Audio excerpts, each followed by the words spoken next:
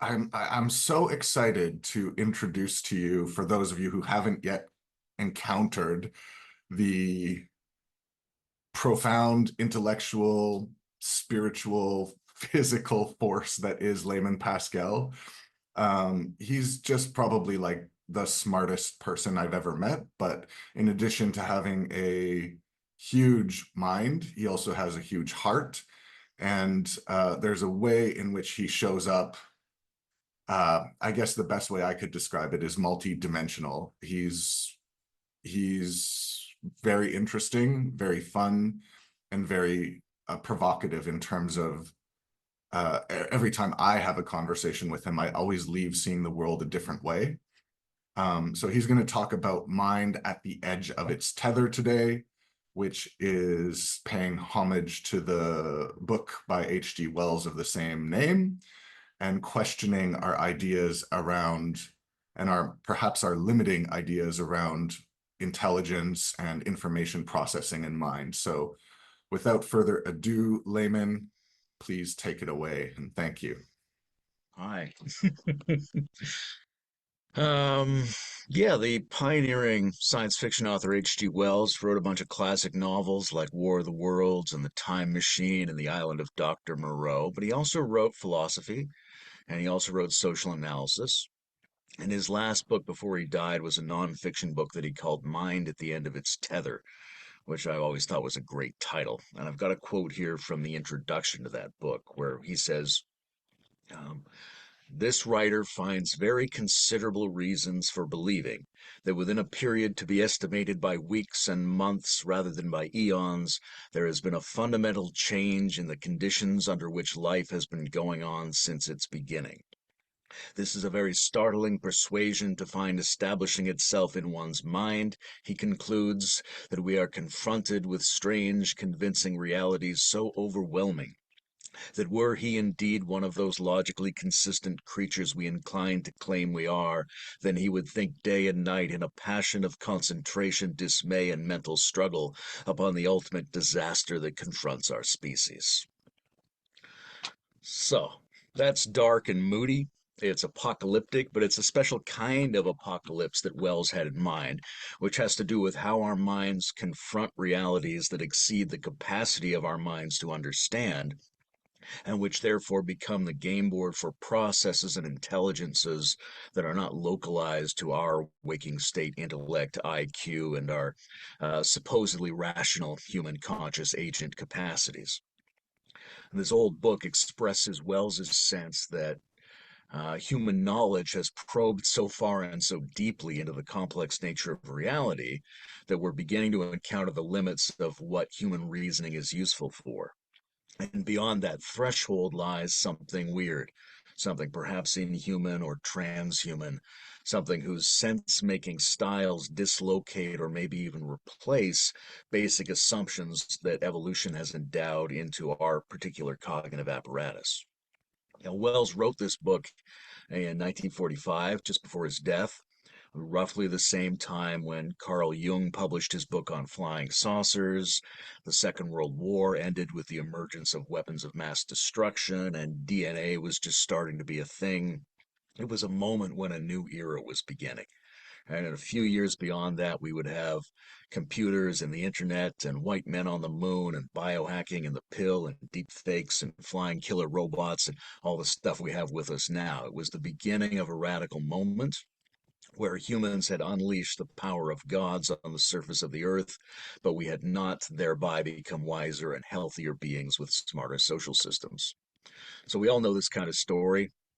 Our whole lives, we've heard about these great shifts and disruptions from the mid 20th century, but it remains a very open question whether or not we've assimilated them deeply enough to make sense of them in any empowering way that could be useful to us going forward.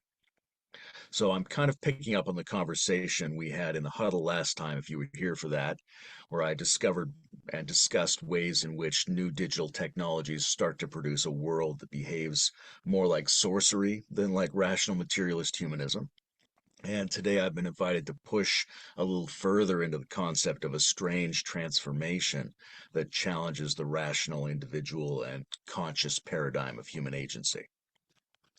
And when I think of H.G. Wells, I also think of another early 20th century author of strange fiction, and that's H.P. Lovecraft. He spent his entire career specializing in fictional descriptions of the weird effects generated by modernity. Lovecraft's writings are often called horror fiction, but they aren't like horror movies or Stephen King novels. They they all take place in a world where humans have, again, as Wells said, probed too far and too deeply. A world in which modern humanistic and technological approaches have been so successful that they've begun to reveal and awaken vast, unfathomable, inhuman monstrosities in which we are embedded. We've started to detect and combine and utilize patterns that are so nonlinear and so algorithmically vast and pertain to so many invisible things at scales that our intuition is not built for, that our sense of the revealed reality starts to undermine the formerly privileged position of human sanity and potency. A lot of writers and artists have turned to this topic in the last 100 years, and artistic assimilation, new reality, and knowledge intrigue a lot of us very deeply because it resonates with certain aspects of the objective condition, which are, in fact, highly linked to us. So I want to take a moment and sort of highlight where I think the human mind is right now, historically and scientifically and technologically. So in our field of physics, right, today we are still struggling to make sense of Einstein's curved space-time geometries and relative measurements and gravity waves. We're all still struggling to digest the probabilistic and or pluralistic and or non-local ontology of quantum mechanics. We've had many attempts to reconcile those, the most famous being string theory, but our attempts at reconciliation tend to posit even stranger universes. Maybe particles are vibrations in 11-dimensional strings on the superspace of hypermembranes. Maybe all stuff is really just wiggles in universal extended overlapping quantum fields that can only be calculated accurately if we imagine they're somehow simultaneously doing all the possible things they could do. Right? These are not stories that comport very well with our day-to-day instincts and experience of the world. We have specialists who tell us about the basic physical universe, and they're pretty much unanimous in saying that we mostly can't see it and can't understand it. Now, there's people today like Stephen Wolfram who've demonstrated that we might be able to migrate beyond algebra into a new kind of computational physics driven by high-speed machine processing. But that migration seems to require that we accept that most algorithms reach a threshold of computational irreducibility, meaning that most of the possible patterns in existence would not be recognized as orderly by human minds.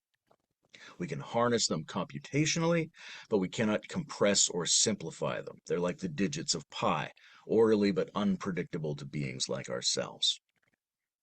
So suppose that where we are is a place now where most patterns are unpredictable and unrecognizable. Suppose that most of the universe does not consist of physical matter, and that physical matter is not at all what we think it is, and that perhaps we are not even capable of thinking the meaning of our truest statements about the most basic things. This is definitely testing the tensile strength of the mind's tether.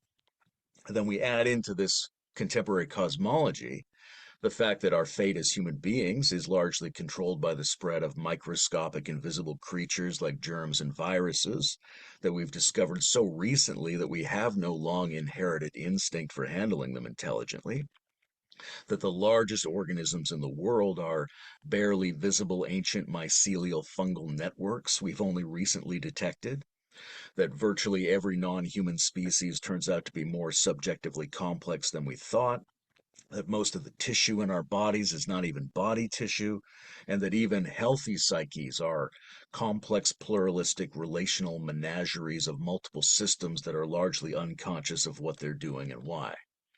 And then we bring in complex systems theorists, and they can remind us that most systems do not reduce to even our most complicated control structures, and yet we persist in running the world as if complex systems did not exist because we find them incredibly hard to think about. That creates a situation in which our wonderful modern efficiencies, which have given us real and important gains, are nonetheless pushing a political, economic, and military game which, if it doesn't unleash hellish global war at any moment, has already begun a mass scale destabilizing of the self regulatory functions and boundary conditions of the biosphere upon which we depend. And simultaneously to all of that, a new wave of machine intelligences renders most of our analysis, creativity, consensus, truth, and decision making processes potentially obsolete and makes all digitally communicated social information deeply untrustworthy. So, this kind of comical old idea from H.G. Wells that human hubris has pushed us too far and we stand at the brink of a delirious eon that undermines the basic principles of reality upon which we depend, it's not just a quaint relic of antiquarian thinking. Right? The sun still shines and the traffic still flows, but there's an uncanniness here that is sort of the observable condition of the present moment in the immediate future. And our question becomes something like, how do we do humanly empowering sense making? How do we do individual existential development? How do we do worthwhile interpersonal relating? And how do we do well being oriented social organization under such uncanny conditions that test the ability of our mind to make sense of them? And another way to ask all of that would be to say, how do we understand and work with forms of intelligence that exceed or pose an alternative to individual conscious human reasoning? How does intelligence operate in a domain beyond the tether of the mind? So I'm going to suggest that the main forms we initially need to take note of as intelligence operating in this domain are something like collective intelligence, artificial intelligence, potentially cosmological intelligence, subconscious intelligence, and what I would call memetic intelligence. These all operate outside the domain of individual, so called selfish conscious human reasoning. And to get the discussion started today, I'm going to say a few words about each of these, and then we'll see how that lands for us. So, collective intelligence, it's an easy phrase to say and a hard thing to think about clearly. We know that in principle, two minds are better than one, but that certainly doesn't mean that every consensus is smarter than every individual. Crowds can be, so to speak, smarter or dumber than the people within them. We hope, for example, that democracy, which ostensibly draws on the many minds of the population, is more effective than autocracy or oligarchy. But when you have situations like a third of the population voting every 4 years, major parties conspiring to minimize access to alternative candidates, the 49% of people who don't vote for the winner being formally removed from the majoritarian calculus, legislative bodies commercially hacked and so not expressing the will of the people anyway, it gets pretty hard to say that our collective intelligence, our collective decision making process is actually more agile, adaptive, long term, and well being oriented than our political competitors. But we could gain more potency in this domain. We could develop better allies and better heuristics for harnessing the intelligence that operates outside of and around and through the individual human minds. There's lots of things like voting reform movements. There are principles and studies on how collectives operate both systemically and intersubjectively. We need to really start thinking about how to be collectively smarter than individual humans without regressing into mobs or into trivial consensus buildings. So, collective intelligence is one way to think about gaining agency in this area beyond the tether of the individual human mind. Another one is artificial intelligence. Might be more accurate to call it symbiotic intelligence. Digital machines working with networks of humans. This part is moving very fast. Socially, we seem to be locked into somewhat outdated discussions about whether or not ChatGPT is conscious, or is the AI bubble over for tech investors, or can we dismiss these tools as just adaptive statistical summaries of the human average? I think all that stuff sort of misses the point, or maybe a couple of points. Because what stands out to me in this domain at the moment is number one, the bewildering rate of AI interpenetration into ordinary systems, which is still beginning. It's shocking how fast these things are spreading already, and we would expect that to maybe double in the next couple of months. Number two that stands out to me is the massive asymmetry between human cognition and the potential of these systems, just sort of at the mechanics level. Like Neuralink and other companies already inserting internet ready networks of nodes into people's brains has the nice effect of starting to help the crippled walk and the blind to see.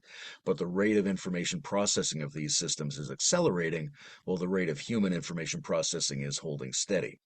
So we can imagine a time not too long from now where the algorithms inside your brain are processing 10 times faster than you, or 100 times, or 10,000 times, so that they've done 10,000 things in your brain in the time that it took you to register a thought or a perception.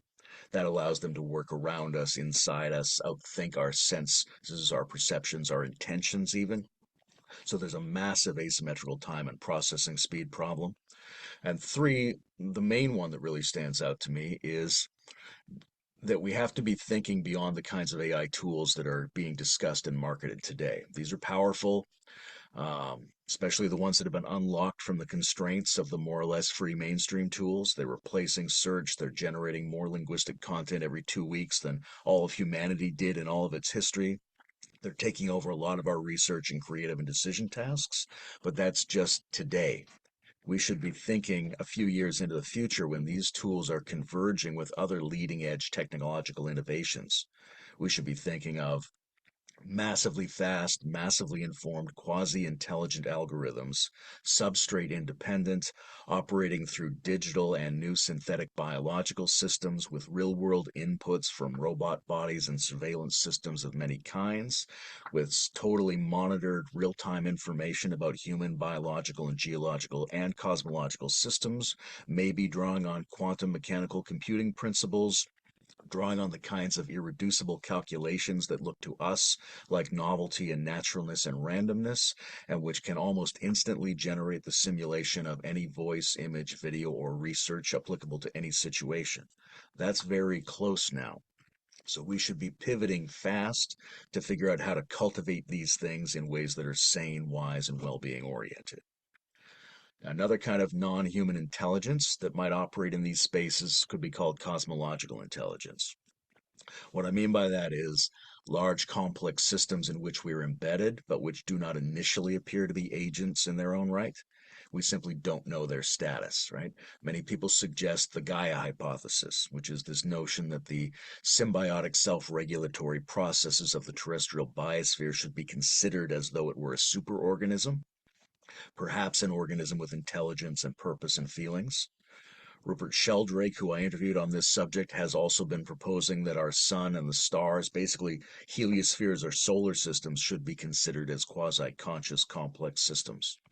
Now, that requires a lot more theorizing and testing to figure out if it's a reasonable thing to say, but it is certainly noteworthy that all of human intelligence, genetic, neurological, and cultural, has evolved in and is probably carefully adapted to the biospheric system in which it has emerged.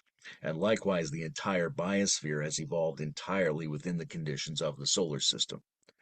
And beyond that, we could ask things like, can galaxies have a kind of intelligence? Could the universe as a whole, if it is indeed the kind of thing to which wholeness could be ascribed, have a will of its own? The science theorist Bobby Azarian is the latest prominent voice raised under the banner of the idea that the cosmos is a self organizing system, evolving its own consciousness, and that human beings are just the first examples of bits of the universe starting to wake themselves up. We don't know what to do exactly with the idea of potential giant cosmological beings which might or might not exist in some relevant way. And into that category, if we were bold or if we were in a different discussion, we might add the alien, the anomalous, liminal beings, all kinds of experience and discourse around entity like phenomenon of unusual non human intelligence and capacity. Very hard to decide the ontological validity of such things, but it's unlikely that they're going away as a major factor in human concern and reality mapping. And on the contrary, they might be increasing in the degree to which people take them seriously. Is this a domain of transhuman intelligence we do need to take seriously? We don't know. So we have to take the fact that we don't know seriously and at least be theorizing and experimenting to see whether or not these things beyond our universe perception or these things that are around us that we evolve inside have mind like attributes. There's also subconscious intelligence. What does that mean? Well, for one thing, there's this rising interest in new credible models of right brain hemispheric processing, such as those championed by Ian McGilchrist. That means both a critique of the left hemisphere styles of cognitive and social organization that have maybe dominated for the last several thousand years, and it means an emphasis on exploring holistic, vibe based, nonlinear, non sequential, ambient, omnidirectional, and so called intuitive modes of processing. Maybe it also means paying serious attention to the therapeutic use of psychedelics and to the types of perception and insight that reframe the world through the lens of these alternative neurochemical states. It probably means looking more seriously at the field of specialization that we might have anciently associated with shamans. It means the kind of work John Vervaeke is doing to situate the imaginal as a core component of wise reasoning processes. And I think beyond any of that, it means the simplistic dichotomy between the credible and the fantastical has to be challenged.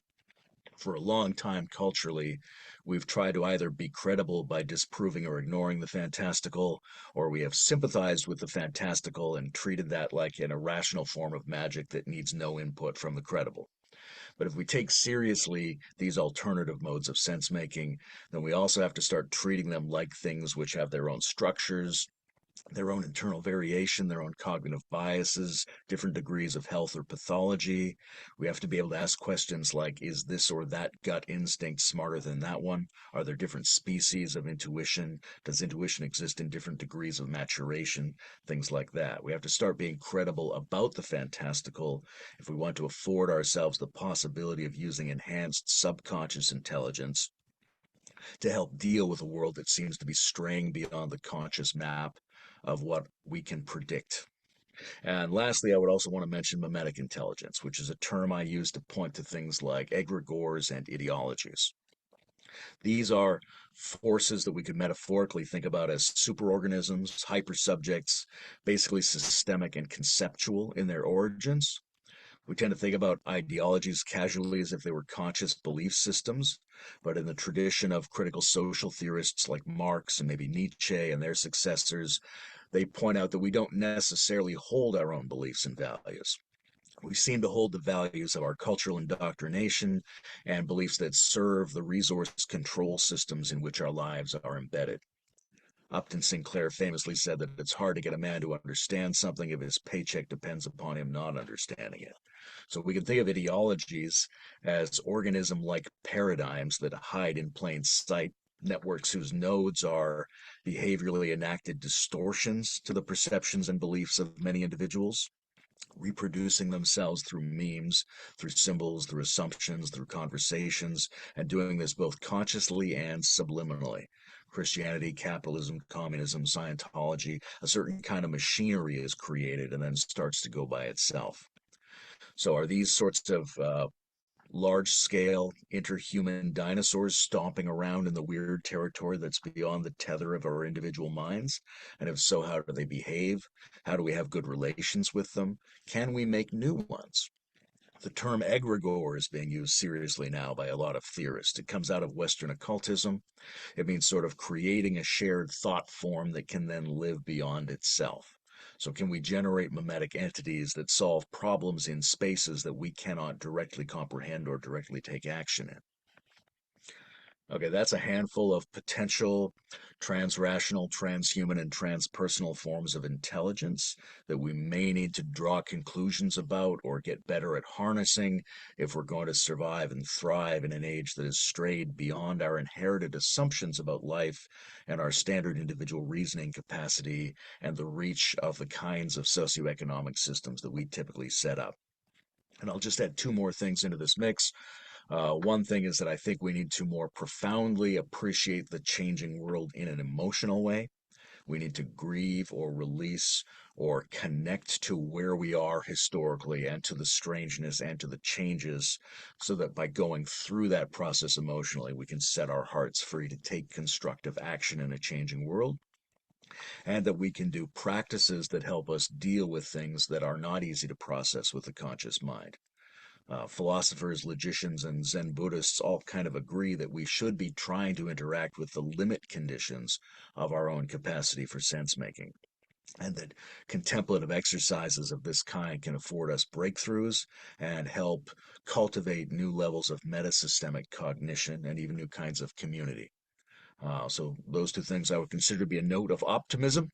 We need to get to know the mind's tether a lot better and what dwells beyond it. So happy to talk about any of that stuff or anything else. Thank you. Wow. Woo. I, thank you, Layman. Thank you, Layman. Yes, I saw some people clapping. Round of applause. That's disorienting. Anyone else feel a little bit like, what the heck? Oh my goodness. And I think so we're gonna do some Q&A. So get your questions ready. I'll ask a couple and then we'll if you got one ready, raise your hand and we'll start taking questions. But my first question is I'm just thinking about most of the people on this planet who, they go to work or they do something, maybe they have a business, they've got kids, they're trying to be part of a community in some meaningful way. And I just think of how, I guess, disorienting is the word, what everything you said just is. And I'm wondering, like, how does someone who is just trying to live in a meaningful way with other human beings, um, how would they, like, what would even be the beginning of how to make sense of all this? I know the things you said about the ways that the world is changing and the rapid, interpenetration of AI, for example, into our lives, and the way we need to think about it. I'm on board with all that, and it's just like, okay, well, is are we? What do we even do with all that? Because it just seems like our capacity to make sense of it or work with it in any way is so hobbled and limited. So I don't know what you have to say about that, Layman. Yeah, that's a big problem. And the fact is that a lot of people aren't going to have the time or space or capacity or interest to grapple with the world as it's appearing before us now. But there's a couple of things that could be helpful. I'll name a few of them. I mean, one is certainly give yourself the time and space outside of all these concerns you need in order to be ground and stabilized, right? You have to alternate back and forth between something like nature and something like what the socio-technological situation of the moment is. I think there are things people do to stay informed in a general way that they could let go of or shift a little bit. Like if you're going to spend whatever 90 minutes a week picking up the news, maybe don't watch that news and instead spend that 90 minutes watching one person give a really deep dive into one aspect of the situation. I think people's nervous system has to be regulated, right? If you have free time, if you have the right amount of hydration, if you're getting your exercise, if you have social supports, then you have a much more open nervous system to be able to start to process these things. If you're overloaded, none of it's going to be of any particular use to you. And then the fourth thing that I would mention is I did say that we may have to return to something like an appreciation of the shamanic arts. And the thing about the shamanic arts is it's not for everybody in the village all the time. Right, we do need people specializing in this, trying to do sense making around this stuff, offering practices and spaces and temporary experiences for other people. But you can't have everybody focused on this stuff every time. Most of the people just have to survive day to day and get their stuff done. So you need dedicated specialists in the peculiar to be helpful to everyone else. Hmm. Yeah, really great. Thank you. All right, Hugh. All right, thanks, Hugh, for being the first to ask a I'm so question. excited to meet you, Layman Pascal. Just your name speaks a lot of who you are and what you've shared with us. If I can't remember it all, I could forgive me. I can't recreate everything, but what Justin just said is, I think, going to be at the everybody's experiencing that. I share a lot of AI work that I do with people I create art with, that I create music with. I'm now writing books that I dreamed of that are done, and a couple of days, and it's phenomenal to me. But I share them with people, and they're scared, and they're like my sons. I'm concerned more for my kids actually, and like what are we headed for? I've read Ray Kurzweil's book, The Singularity is Near, and that's a scary book. When you talk about love, not Lovelock, who is the other fellow, the fiction writer, the other fiction writer that you shared, Lovecraft. Lovecraft, right? Yeah, his work. I've read some of his work, and that's a bit terrifying as well. And if this is, what we learned here in our work that we do within Landmark's work, ontological work, what's been created in a word creates world. Like, what are we living into? And it is a bit daunting. But at the same time, I'm very excited because I experience this is a tool like any other. It's going to be used for good, and but yet, like a screwdriver could be used to hurt somebody as well as fix something. So what do you see with happening for the future for us? If you would predict that as a, do you see something? Do you see something that we can live into that's an empowering vision? I'm a little bit reticent around visions. I think there's too many moving parts to really predict what's going to happen, and the better thing is to focus on stuff that sets us up to be in a good position, no matter which of the outcomes happens, and likely multiple outcomes are going to happen simultaneously. One of the things that came up for me, or two things actually, sort of internally and socially for people. Also, hi, Hugh, nice to meet you. Um, One is we're going to have to sort of adaptively and proactively teach each other an ethic of good-natured hyper skepticism, right? That as human beings, for a long time, we've existed in cultures where we sort of taught each other to believe our senses and believe what our culture said. And now we're going to be exposed to so much uncertain information, so many simulations, so many doppelgangers, so many tricks of various kinds that we have to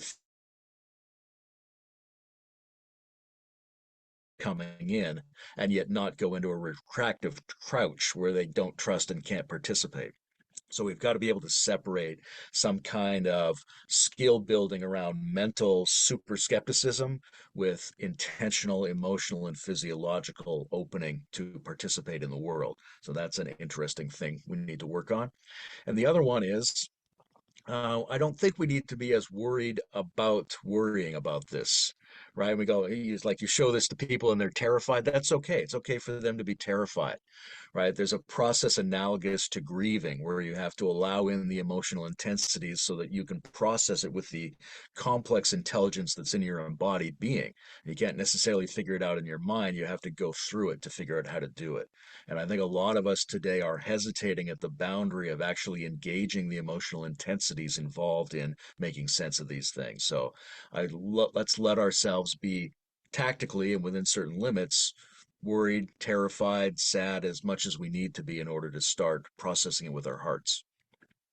Thank you. I mean, and I really hear the shamanic side of that and the real human experience part of that and our growth with it, especially when they talk about this transhumanism as it comes down the pike towards us. Thank you. Thanks, Hugh.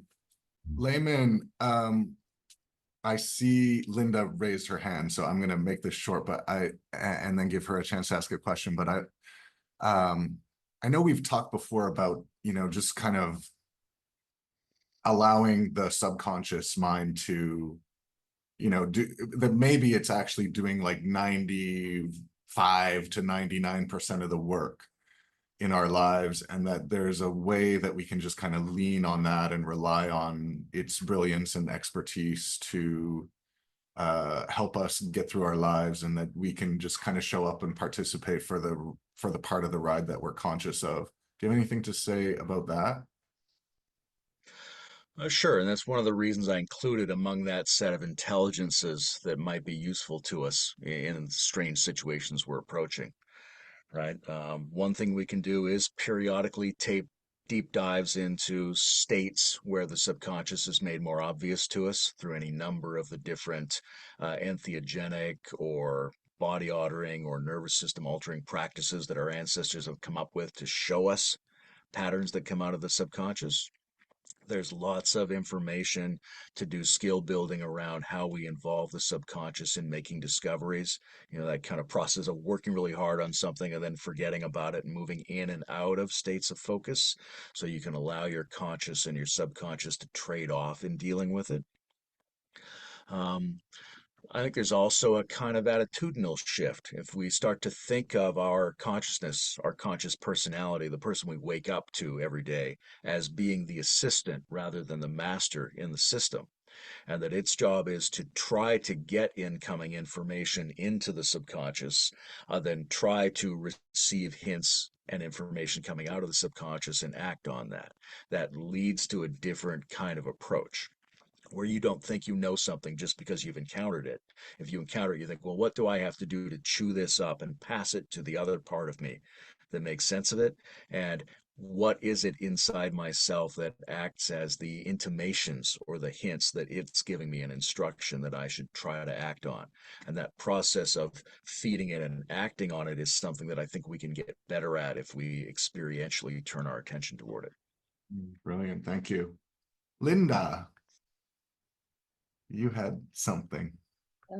This may be along the lines of, well, it is along the lines of what we're already talking about. I have a 17-year-old great grandson who just visited me with his best buddy, and they play lacrosse and they're upset about girls and all that kind of thing. And at the same time, I have a bunch of books, and they started pouring through my bookshelves, and the things that they picked up books that they wanted to take home with them. And they picked up Alan Watts, they picked up Nietzsche, they picked up, like, what I woke up to is these kids in the background have these minds that are hungry and fascinated and in their own way trying to grapple with what's going on. And yet they're going to school where the educational system doesn't seem to me to be anywhere close to addressing this. And I agree, like, I think foundationally with your suggestion around regulating their nervous systems, that seems to be absolutely foundational.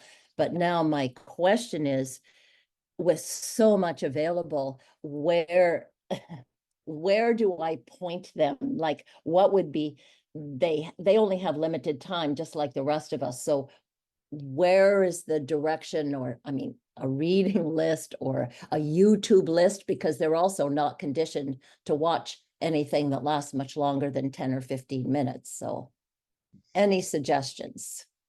Where to begin? Uh, Yeah, well, I mean, you build on the things that they're curious about at the moment, right? If they're picking up Nietzsche and Alan Watts, then maybe you have some favorites in those domains, or you can find some little clips somewhere where somebody picks up that story, because it's very hard to know in advance what's useful to any given mind, right? There isn't necessarily a set of thinkers or a set of curriculums or principles that will be generally useful to everyone. It's very responsively dependent upon who's interested in what at any given moment. So I think you have to be kind of opportunistic in figuring out what they happen to be open to at a given moment. Now, there's things like this. I would actually suggest that you invite them to things like this, right? Because you can get a lot of information, you can find a lot of things on YouTube, you can find a lot of things in books, but being in a conversation, seeing that other people are engaged in this, that your fellow human beings are trying to do sense making, if they can ask questions, if they can make statements, or just feel like there's a community, that's often a lot more important than finding a good information source. Okay, so Justin, are they welcome to join this? Oh, absolutely, absolutely. Yes, young and old, all you only have to be a creative human, which basically means you only have to be a human to join the Fire's Edge. So they are welcome. Thank you. All right. Yeah, Logan, please. Um, Layman, you had mentioned some, or alluded to anyway, like a new kind of community arising, or being wanted in this moment. And it occurs to me that generally speaking, the way we participate in community as human beings is based on a set of social mores and some collective sense making, either object or framework. And in a evolutionary moment where all of that is either dissolved or dissolving, what does it look like to foster community, build community, maintain community? And when we look at the level of society, at the level of even right down to the family unit, in most modern Western society that we participate, we see effectively everything we know about how to do that, let alone how to do that effectively or in a way that fosters the well-being of everyone in the group,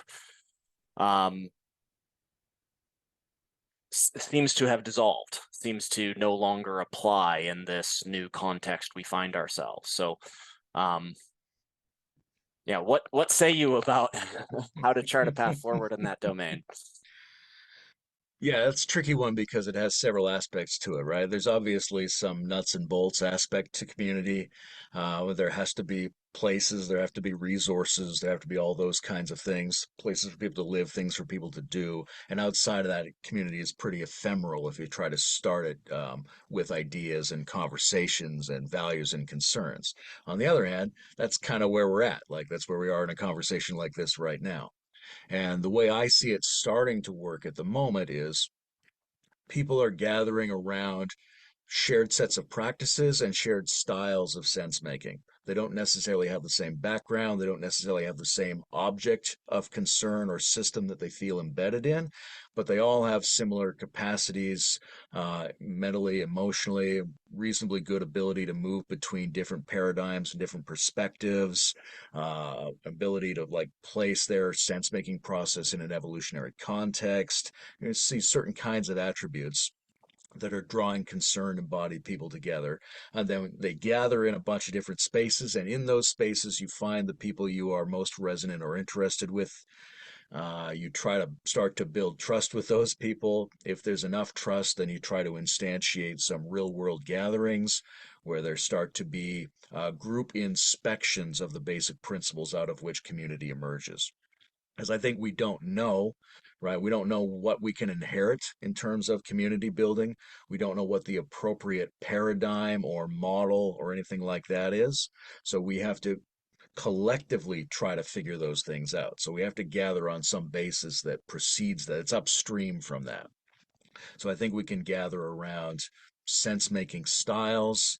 And then, like I said, try to build deeper trust networks, try to instantiate that, come together embodied, and then do things that are quasi shamanic, quasi village like, so that you participate with each other in an embodied way. And you do the practices out of which community emerges, and you collectively examine different questions that might be fundamental to the production of community. That's what I see leading edge communities trying to do at the moment. I have a lot of hope for it. It's a drop in the bucket compared to the kinds of communities and social systems people are embedded in right now. But I think something like that would be necessary in order to generate communities that are comprehensive enough and flexible enough and good spirited enough to potentially thrive in the complexity we're going into. But like I said, there also has to be money, has to be places. They have to have water to drink and things to do and all that kind of practical stuff too. Interesting. I just want to follow up very briefly, because you're pointing to in a number of different ways, what being together in some kind of physical space, at least somewhat, and sharing kind of more of what in more esoteric circles they might call the energy field or the vibes or and what have you, sharing a meal, which is a part of many, say, religious and other community traditions. And so what do you think the future is, if any, of purely digital formats of community? I don't know if purely digital is really a viable concept, right? It's always going to be minimally embodied in some sense. Like even right now, we're here in our flesh having this conversation. I think if you want depth, I don't think we know a way to do it that's fundamentally different than the way all of our ancestors have done it, which is the way our organism is equipped to do it, harvesting all the kinds of intelligence that are in us that are operating outside of what we can think about, speak about, and present on a screen. So there is a dimension of this that you fundamentally have to be at least periodically embodied in order to do it. But that's not to say there isn't a lot more we could do digitally than been doing so far, right? The number of people involved in this can change. Different kinds of digital containers can adapt to different kinds of practices. Like we come in here as a pretty open, one guy's going to talk and there's going to be a Q&A kind of thing, but we could come in and spend several hours. We could be speaking from different parts of ourselves. We could be in different kinds of states. We could be sharing different kinds of things. So there's all kinds of room for a diversification of digital practices to experimentally figure out how much we can generate digitally. That said, there's still going to be a really important embodied component in order to make this real. But I think we can go a lot farther digitally than we have been doing thus far. Thank you. Thank you for the great questions, everyone. Thank you, Layman. Do you have a final word? Anything you want to leave us with? No. All right. Okay, good. Well, I hope that means you'll come back someday. Very People, happy to anytime. yeah, It's great. it's very interesting when we sort of discuss what this could be, and then you drop in and hear what everybody's saying at the beginning. You're like, oh, maybe I should do something completely different. Uh, So I'll come back another time would and do you something talk completely different.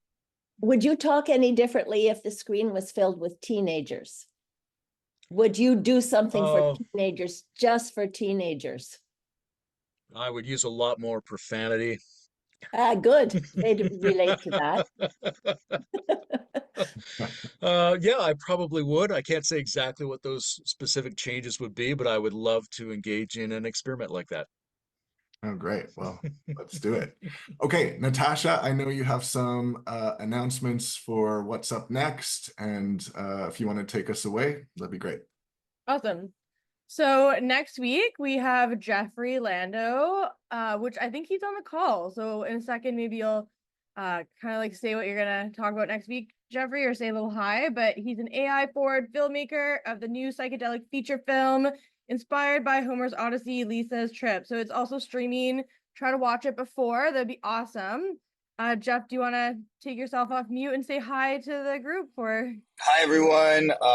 Thank you, Layman Pascal. It was great, really great hearing from you. And it'll be interesting, I guess, because I'm a little bit different, or maybe I tend to be oppositional. But I don't really see this. Although I see the what's coming at us is a huge state change. It's definitely a huge transformation that we all that's coming at us. I don't think these state changes are so unique in our existence, both in our own growth as individuals, but also socially or as a species. We've been through many of these, and they've always been, I would say, looking back, extremely positive in the sense that none of us really wants to go back to the way things were before those state changes. So I'm not so scared. And I don't think we need to be so careful and really like, oh, how are we going to possibly bridge this? It's going to happen to us regardless. To me, this is like something that's more like we're on a roller coaster ride, and we can I want to kind of encourage people. My big message is about encouraging us all to really enjoy the ride and to like dream forward towards positive futures, because there are possible negative futures. There's very bad ways it could go. But I think a lot of it is just visualizing and seeing, being able to visualize like, wow, there's this amazing valley, this amazing new destination beyond maybe this valley of death we're about to go through. But there's something really extraordinary on the other side. And so if there's a message I want to share with people, it's about that really positive future that's coming at us. And as a filmmaker, as someone who's been involved in AI for 30 years, I studied AI in the late 80s at Carnegie Mellon, way back before this was when it was kind of new agey, woo-woo, crazy stuff in the math department back there. And then I went into filmmaking, and as on my last movie, I got to really enjoy what I think post-singularity filmmaking could look like, and what it is to be a creator in this post-singularity world, and what is even to be an individual in a post-singularity universe or world, human existence. And man, is it awesome. So I really want to share how awesome it is. And yeah, my excitement for it. So there you go. So I'm the guy providing the vision. You said you didn't want to do visions.